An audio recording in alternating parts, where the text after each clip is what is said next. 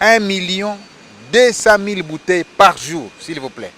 On a souvent reproché les pays africains d'exporter leurs matières premières sans pouvoir les transformer, c'est-à-dire à l'état brut. Eh bien, en mettant en place une zone économique spéciale, la République démocratique du Congo ambitionne de développer l'industrialisation de son économie et bien sûr la création de plus d'emplois. Ainsi, après l'usine de fabrication des carreaux, c'est au tour du géant Pepsi de lancer ses activités. Nous sommes venus ici avec le ministre de l'Industrie, son Excellence Louis Watoum.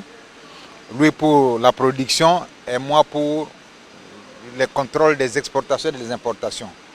Parce que le gouvernement, par ma voix, a pris quelques mesures il y a quelques temps portant interdiction momentanée de l'importation de certains biens, notamment les boissons, les carreaux de faïence, etc., Et donc je suis venu me rendre compte de la quantité produite ici pour me rassurer que la mesure du gouvernement a été bien accueillie. Et la grande surprise que j'ai eue ici, c'est que cette entreprise Pepsi produit 1 200 000 bouteilles par jour, s'il vous plaît. 1 200 000 bouteilles par jour, ça veut dire toute la demande locale peut être satisfaite. Donc, 1 million de Congolais peuvent prendre Pepsi sans interruption chaque jour. Et donc, pour ne pas tuer l'industrie locale, et puis le ministère du Commerce extérieur doit contrôler les importations. Donc je suis heureux de constater qu'il y a un grand stock ici et que désormais les Quinois et les Congolais vont retrouver Pepsi des années 80, vont retrouver Mirinda des années 80. Cette entreprise a été initiée il y a seulement 3 ans. J'ai à mes côtés M. Hervé Claude qui s'est rendu dans plusieurs pays, qui a été dans les négociations pour que finalement cette entreprise puisse avoir liberté. Mais ici, j'arrive comme ministre du Commerce pour me rassurer que la quantité produite ici va nous permettre de satisfaire la demande locale, mais également comment nous pouvons faire des exportations dans des zones où on a besoin de Pepsi.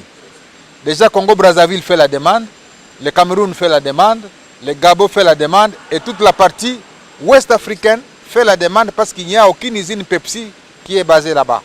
Et donc, si la demande devient forte, nous allons produire peut-être par an autour de 2 milliards de bouteilles et on va être obligé d'augmenter le nombre de travailleurs ici, ce qui est avantageux pour le peuple congolais.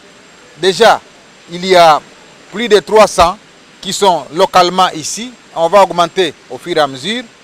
On va faire promener dans la ville de Kinshasa, par exemple, les petits pousse-pousseurs. Il y a autour de 840 femmes ou filles qui auront de l'emploi immédiatement pour promener les produits Pepsi dans toute la ville de Kinshasa. Et donc pour moi, c'est un honneur pour la République. La prochaine étape, ce sera Lubumbashi, où sera installée la deuxième usine Pepsi pour les mêmes faits, pour les mêmes types d'emplois et pour rencontrer les besoins de notre population. Donc, je suis réconforté dans les mesures qui ont été prises, celles portant interdiction de quelques types de boissons gazeuses pour permettre que la production locale ne puisse pas souffrir de concurrence ou de dumping, comme on dit en langage technique. Mais la question qui demeure, c'est celle de savoir ce que c'est qu'une zone économique spéciale. Très simplement, une zone économique spéciale est une zone géographique dans laquelle les lois appliquées sont un peu plus avantageuses pour les entreprises qui s'y sont installées, comparées aux lois qui sont appliquées sur le reste de l'espace économique du pays. Ceci en termes de fiscalité, de frais de douane, etc. L'idée étant d'attirer les investissements étrangers, la création d'emplois et l'amélioration de la technologie et de la gestion. La Chine est le pays qui a connu le plus grand succès dans l'utilisation de ces zones économiques spéciales. Pour le cas de la RDC, voici quelques avantages que la loi garantit aux entreprises qui vont choisir de s'installer sur ces zones économiques spéciales, ou plutôt sur cette zone économique spéciale, parce que jusqu'à aujourd'hui, on n'en a qu'une. C'est une zone économique spéciale pilote. Donc, pour les entreprises qui vont décider de s'installer dans cette zone économique spéciale, il y a quelques avantages. J'ai bien pris le soin de les noter pour vous et on va les lire un après l'autre. Donc, le premier avantage, c'est l'exonération totale de l'impôt foncier, mobilier, professionnel sur les bénéfices pendant 5 ans, renouvelable une fois après évaluation. Alors, deuxième avantage, c'est la réduction de 50% du taux d'imposition fixé dès la 11e année. Deuxième avantage, c'est la réduction de 50% du taux d'imposition fixé dès la 11e année. Le troisième avantage, c'est l'application du système d'amortissement exceptionnel. Le quatrième avantage, c'est l'exonération totale des droits et taxes à l'importation sur les machines, l'outillage et les matériels neufs ou d'occasion, les biens d'équipement, etc. pendant 10 ans. D'accord? Et le dernier avantage, c'est l'exonération des droits et taxes à l'exportation sur les produits finis pendant 10 ans. Ça, c'est le cinquième avantage. Donc, ils sont 5 au total.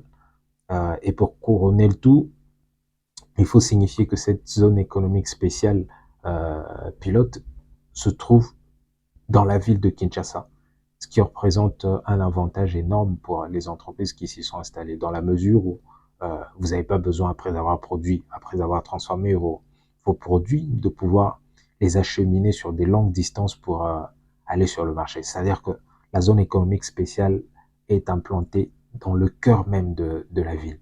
Alors moi, j'ai l'intime conviction que nous tous, Congolais, grâce à l'effort de chacun d'entre nous, le Congo va se réveiller un jour. Moi, je vous le dis aujourd'hui, et ça va se passer dans quelques années. Le Congo va se réveiller et il va attirer le monde entier dans ses territoires. Je vous le dis comme un prophète. Je ne suis pas prophète, hein, mais je le prophétise aujourd'hui. Que bientôt le Congo va se réveiller. Dans quelques années, le Congo va se réveiller et on va constater un mouvement en masse des personnes qui vont venir sur les territoires de ce pays, de ce beau pays. Et donc, si vous êtes une personne qui est intéressée par l'idée d'investir au Congo, je vais déposer en description le lien de l'agence chargée de promouvoir l'investissement dans notre pays et vous allez y trouver toutes les informations dont vous avez besoin pour investir au Congo, quoi. Donc, allez-y, trouvez de l'inspiration, retrouvez la bonne information et venez investir au Congo. C'est un très beau pays et vous allez beaucoup aimer ça. Ça, je vous le promets. Que Dieu bénisse le Congo, que Dieu vous bénisse. On se retrouve à un prochain numéro. Peace.